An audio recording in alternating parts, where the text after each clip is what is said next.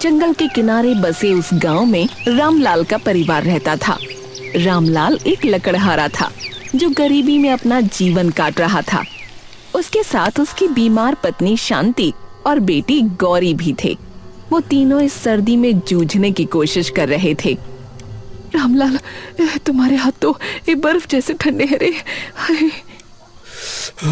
क्या करूं इस कड़ाके की सर्दी में, और क्या होगा भला।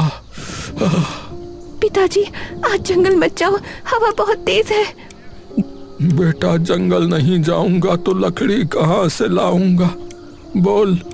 और लकड़ी नहीं तो पैसा नहीं, और पैसा नहीं होगा तो खाने को और तेरी माँ की दवा को कहाँ से लाऊंगा। और फिर तेरी किताबें भी तो हैं बेटा। गौरी चुप हो गई।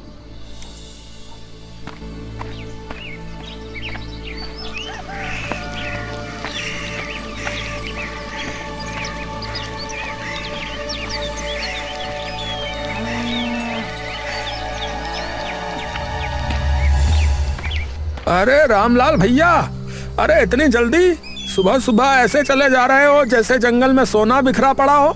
अरे सोना तो नहीं मस्तराम, पर लकड़ी जरूर बिखरी है, और वही मेरा सोना है। हाँ भाई हाँ, आज जमींदार साहब के यहाँ भी जाना है ना।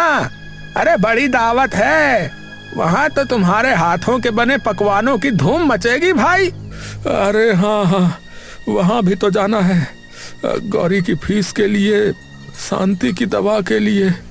कुछ तो कमाना होगा भाई, सिर्फ लकड़ी काटने से भला कहाँ काम चलता है बोलो।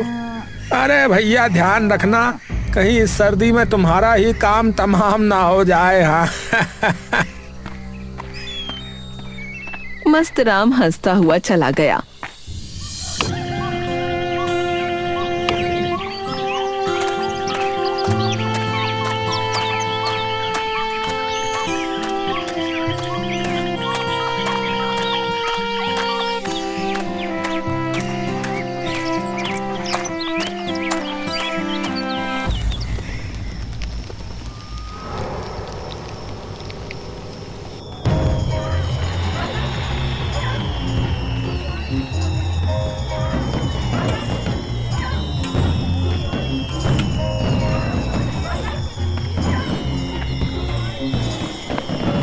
अरे जल्दी खाना बनाओ और निकलो।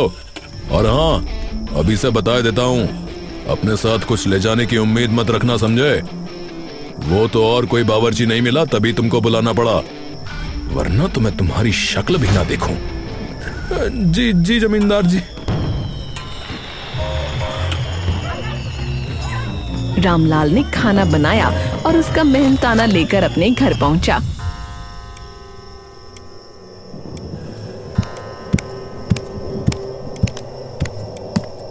पिताजी आ गए, खाना बन गया है, आ जाओ खा लो। क्या बना है? चावल के सिवा घर में कुछ नहीं था, सादे चावल और चटनी है। कोई बात नहीं। रामलाल को खाने की चिंता नहीं थी, क्योंकि उसके दिमाग में एक बड़ी चिंता चल रही थी।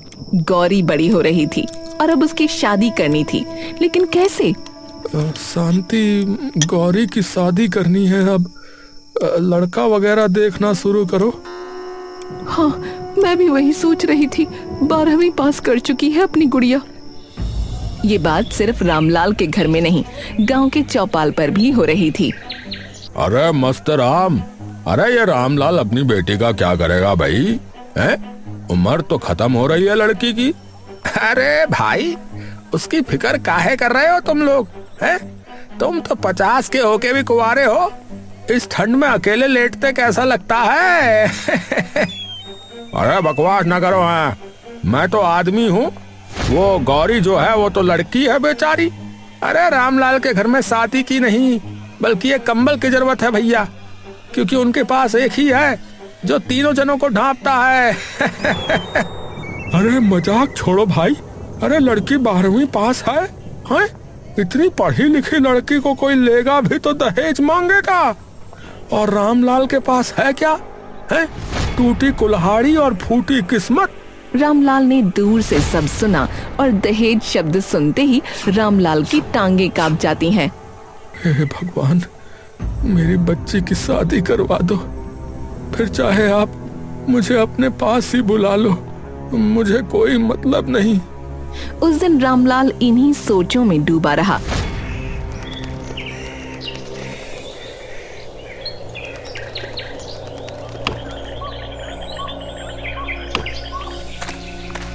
जंगल से लकड़ियों का भारी गट्ठा ढोते हुए बर्फ से भीगी पगडंडी पर उसका पैर फिसला। उसकी टांग की हड्डी टूटने की आवाज जंगल में गूंज गई। 1 महीना, 1 दिन भी कम नहीं, पूरा 1 महीना बिस्तर पर रहना, नहीं तो जीवन भर लंगड़ाते रहोगे। एक महीना? डॉक्टर साहब, मेरा घर, मेरी बीमार पत्नी, मेरी बेटी, वो कैसे? हे भगवान, अब तो सचमुच अंत हो गया, सब खत्म हो गया। घर की कमान अब उन नन्हे पर मजबूत कंधों पर आ गई जो हमेशा किताबें थामती थीं। गौरी ने आंसू पोंछे और सीधा जमींदार विजय सिंह की हवेली का रुख किया।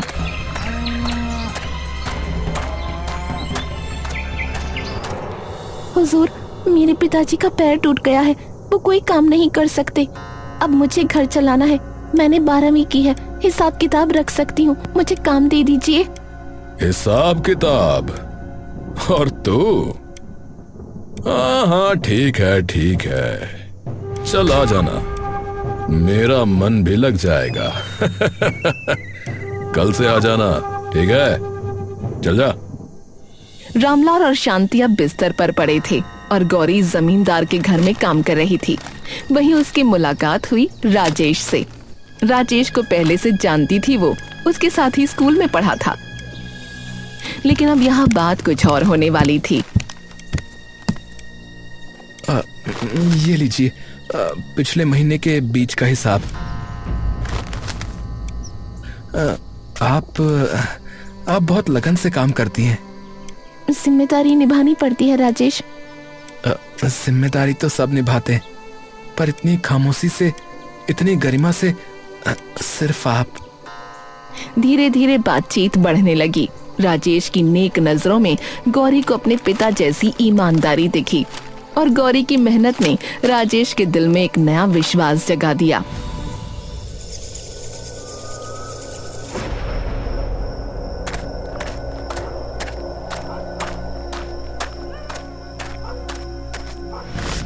गौरी, रुक जाओ, मैं रोक नहीं पा रहा। तुम्हारी हर मुसीबत में मुस्कुराहट, तुम्हारा हर दिन अपने परिवार के लिए जीना मुझे बेकरार कर देता है। मैं तुमसे प्यार करने लगा हूँ। राजेश, ये मैं तुमसे विवाह करना चाहता हूँ। मुझे बस तुम्हारा साथ चाहिए। गौरी का दिल एक पल को थम सा गया। उसकी आंखों के सामने एक सुनहरे सपने का चित्र उभरा। शायद यही सही है, मुझे राजेश की बात मान लेनी चाहिए। मेरे माता पिता हमेशा मेरी शादी के लिए परेशान रहते हैं, मैं उनकी सारी परेशानियां खत्म कर दूंगी। किस सोच में डूबी हो गौरी? नहीं, कुछ नहीं, बस मैं सोच रही थी कि तुम सही कह रहे हो, मैं भी तुम्हें पसंद करती हूँ। लेकिन ये बात गौरी अपने माता पिता से करती उससे पहले ही जमींदार को पता लग गया। क्या? उस लकड़हारे की लड़की और मेरा नौकर? मैं ऐसा नहीं होने दूंगा। गांव में खबर फैला दो, मेरे यहाँ काम करते हुए मेरे ही नौकर को बहकाया है।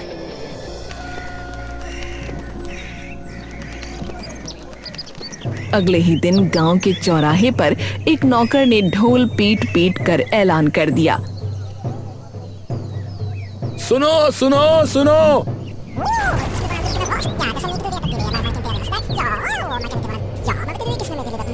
ए भैया सुनो सुनो, ए भैया सुनो सुनो सुनो। रामलाल अभी भी टूटी टांग लेकर बैठे थे जब ये खबर उन तक एक जलते हुए अंगारे की तरह पहुंची। गौरी जब घर लौटी तो उसके सामने उसके अपने पिताजी हाथ जोड़कर खड़े थे। बेटी गौरी, अरे मेरी लाडली, अरे तूने ये क्या कर डाला? पिताजी, ऐसा ना बोलिए, मैंने कुछ गलत नहीं किया। हाँ, मैं राजेश से प्यार करती हूँ और वो भी मुझसे बिना किसी लालच के प्यार करता है। उसने कहा है हमारी शादी होगी। पिताजी देखे ना, मैं आपके लिए पैसे कमा रही हूँ और आपकी मेरी शादी की चिंता भी दूर हो जाएगी। लेकिन रामलाल बस रो रहा था। तभी मस्त राम आ गया था और बोला, अरे रामलाल भैया, अरे इतनी सर्दी में तुम्हारी बेटी ने इश्क कर लिया भाई। अरे हमारी तो सुबह उठने तक की हिम्मत नहीं होती। कैसे कर लिया? मस्त राम काका, आपको अपने जीवन में तो कुछ नहीं है, इसलिए दूसरों के जीवन में घुसते रहते हैं। जाइए वरना धक्का मार के बाहर निकालूंगी। मस्त राम का चेहरा बुझ गया। वो बिना कुछ कहे लौट गया। गौरी ने अपने पिता के सामने बैठकर घंटों उन्हें समझाया। धीरे धीरे रामलाल के माथे की सिलवटें खुलने लगीं। हमें दूसरों को नहीं, अपना सोचना है। राजेश से शादी करने से मेरा घर भी बस जाएगा और आप लोगों को भी एक सहारा हो जाएगा। पिताजी, वो अच्छा लड़का है, आपका दामाद बनेगा तो आपकी सेवा भी करेगा। तू सही ही कह रही है बेटा। लोग तो कुछ ना कुछ कहते ही रहेंगे, चाहे हम सांस लें या ना लें। हमें अपना सोचना चाहिए। तो पिताजी, राजेश को बुलाइए ना। राजेश को बुलाया गया। बातचीत हुई। राजेश के वादे फिर से दोहराए गए और शादी तय हो गई। तारीख रखी गई 15 जनवरी, एक नई शुरुआत का दिन।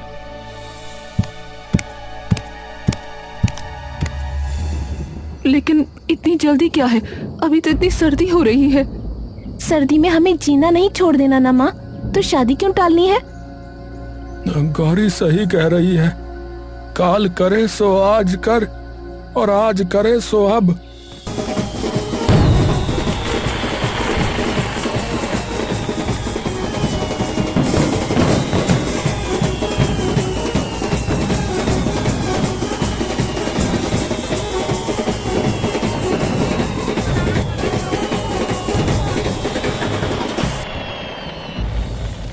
सुनो भैया, हमारा लड़का तो पढ़ा लिखा है। हमें जो है ना 50,000 रुपए जो है नकद चाहिए भैया। हाँ, और जो है एक नई मोटरसाइकिल भी। हाँ, इन लोगों ने प्रेम विवाह करने का सोच लिया, लेकिन हमें तो समाज के हिसाब से चलना है ना। समझ रहे हो ना? अरे भाई साहब, अरे हमारी हैसियत तो आप जानते ही हैं। अरे हैसियत है? अरे तो फिर शादी की हैसियत कैसे आ गई है? कैसे हो गई हिम्मत तुम्हारी? अरे नहीं है कुछ तो शादी नहीं होगी। ए चलो रे, वापस चलो, वापस जाएगी बारात रे, वापस लौटा। उठ, कोई शादी वादी नहीं होगी, चल। राजेश, अपने पिताजी को समझाओ। लेकिन राजेश चुप रहा, कुछ नहीं बोला। सब कुछ ठहरा सा लगा। मैं और काम करूंगी, कर्ज लेकर दे दूंगी, बस आज के दिन को मत मारिए। अरे कर्जा? अरे तेरे कर्ज से हमारी इज्जत नहीं चलेगी लड़की। चलो बेटा यहाँ से चलो। चलो, बाजा वाला चल वापस। रामलाल का घर एक तमाशा बन गया। अरे भैया, इतनी सर्दी में हम सबको इकट्ठा कर लिया और शादी भी नहीं करी, बताओ। चलो कम से कम खाना तो खा ही लेता हूँ। बड़ा अपने माथे का कलंक धोने चली थी। ले, तेरे एक और कलंक लग गया। अब कौन करेगा तुझसे शादी? जमींदार जी, आप? और अब कल से काम पर भी मत आना, समझी? ऐसी लड़की को मैं अपने घर में नहीं बुला सकता। रामलाल टूट चुका था। शांति की तबीयत इस सदमे से और बिगड़ गई। उनके जीवन में अंधेरा और गहरा होता चला गया। सारी उम्मीदें खत्म हो गई। अरे सब बर्बाद हो गया, सब बर्बाद हो गया। लेकिन वो कहते हैं ना, जब एक रास्ता बंद होता है तो दूसरा खुल जाता है। अगले दिन शहर से एक चमकती हुई कार गांव की धूल उड़ाती हुई आई। उसमें से उतरा गौरी का बचपन का दोस्त श्याम। गौरी ने उसे सब बताया। हे भगवान, ये तो बहुत बुरा हुआ। रामलाल चाचा, आप फिक्र मत करिए, मैं गौरी की नौकरी भी लगवा दूंगा और गौरी की शादी, उसके लिए लड़का भी मैं ढूंढूंगा। एक इंसान जो दहेज नहीं, उसकी ताकत को पहचाने। नौकरी कहाँ? शहर चलना मेरे साथ, वहां बहुत काम है। रामलाल के परिवार को फिर से सांस आई, एक उम्मीद की किरण। लेकिन तभी कड़ाके की सर्दी ने शांति को अपनी जद में ले लिया। रामलाल, मेरी गौरी, उसे खुश रखना। ओह, तुम दोनों मेरी जान। अरे नहीं, शांति, ऐसे मत जाओ शांति। शांति दुनिया छोड़कर चली गई। रामलाल और गौरी पहले से भी ज्यादा टूट गए। उनके जीवन में कुछ भी सही होता नहीं नजर आ रहा था। इस दौरान श्याम ने राजेश से मिलने का फैसला किया। वो जानना चाहता था कि आखिर हुआ क्या था। श्याम भाई, मैं बेबस था। जमींदार साहब ने मेरे पिताजी को बुलाया था, कहा या तो शादी रोक दो या फिर तुम्हारा काम यहीं खत्म। मेरे बूढ़े पिताजी बेबस हो गए। अरे लेकिन ऐसा क्यों? उसे इसमें क्या मिला? बदला भाई। रामलाल चाचा ने एक बार जमींदार के काले धंधे में साथ देने से मना कर दिया था भाई। काला धंधा? कौन सा काला धंधा? वो गैरकानूनी सामान का कारोबार करता था। उसने रामलाल चाचा से लकड़ी के बहाने उस सामान को इधर उधर पहुंचाने के लिए कहा था, लेकिन उन्होंने साफ मना कर दिया। बस तभी से उसने उनके घर को बर्बाद करने की ठान ली। श्याम का चेहरा पत्थर की तरह जम गया। उसकी आंखों में गुस्से की बर्फीली लपटें नाच उठीं। उसने फोन उठाया।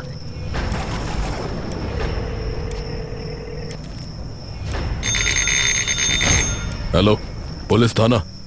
मैं गुप्त सूचना देना चाहता हूं। विजय सिंह के गोदाम नंबर 3 में आज रात को बड़ी खेप आ रही है, नकली सामान की। हाँ, पूरी तैयारी कर लीजिए। कड़ाके की सर्द रात थी। चांद भी डरकर बादलों के पीछे छिप गया था। पूरा गांव कंपकपा रहा था। तभी पुलिस ने जमींदार के गुप्त गोदाम को चारों तरफ से घेर लिया।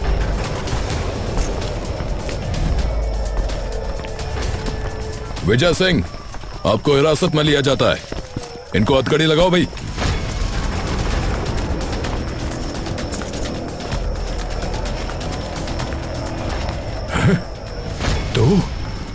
तू यहां क्यों है?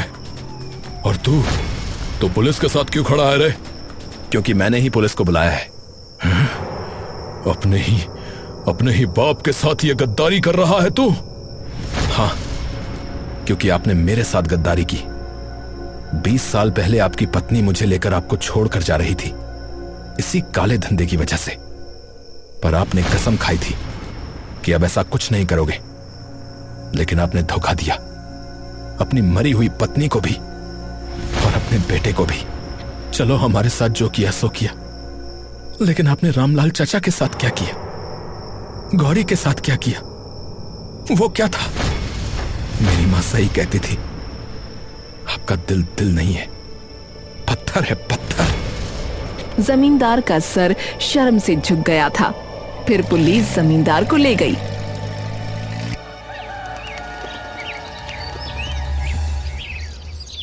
अगली सुबह श्याम ने रामलाल और गौरी को सब कुछ बता दिया। सब कुछ ठीक हो गया है गौरी, सब कुछ। धन्यवाद श्याम, तुमने हमें ही नहीं बल्कि पूरे गांव को बचा लिया। अपने पिता के बुरे काम को बुरा कह पाना बहुत हिम्मत की बात है। पर मेरी एक इच्छा अधूरी रह गई है, वो सालों से दबी हुई है। क्या इच्छा? मैं तुम्हें बचपन से प्यार करता था गौरी। जब हम खेलते थे ना, जब तुम मुझे मोटा कहकर चिढ़ाती थी, तभी से। लेकिन मैं कभी कह ही नहीं पाया। आज मेरी हिम्मत हो रही है। अब गौरी, क्या तुम मुझसे शादी करोगी? रामलाल और गौरी दोनों सन्नाटे में डूब गए। फिर रामलाल की आंखों से आंसुओं की झड़ी लग गई। इस बार वो दर्द के नहीं, खुशी के आंसू थे। बेटा, अरे श्याम बेटा, अरे भगवान ने तुम्हें हमारे लिए ही बचा कर रखा था बेटा। तुम मुझसे? हाँ, हमेशा से। वरना बताओ, एक सॉफ्टवेयर इंजीनियर बनने के बाद भला गांव लौट कर क्यों आऊंगा? बात तो सही है। एक हफ्ते बाद सर्दी अब भी जस की तस थी, पर इस बार शादी का मंडप सजा हुआ था और उसकी अग्नि की गर्मी सबके लिए काफी थी। गांव वाले इस बार हंस नहीं रहे थे, खुश थे। बेटा माफ कर देना हम सबको, हम सब अंधे थे बेटा। अरे सब ठीक है काका, मेरी शादी है, नाचोगे नहीं? मस्तराम नाचने लगा।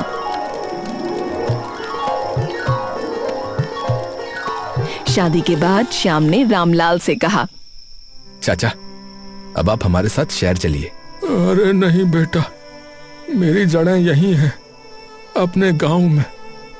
इसी मिट्टी में मेरा सब कुछ दफन है बेटा। तुम लोग खुश रहो, बस एक काम करना बेटा। क्या?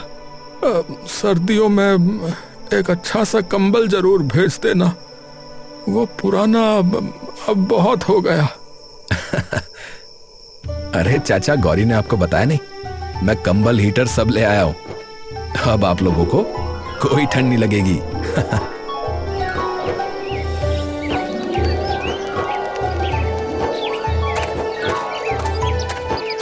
रामलाल वापस अपने पैरों पर खड़ा हो चुका था। उसने श्याम और गौरी को विदा किया और सुखमय जीवन बिताने लगा।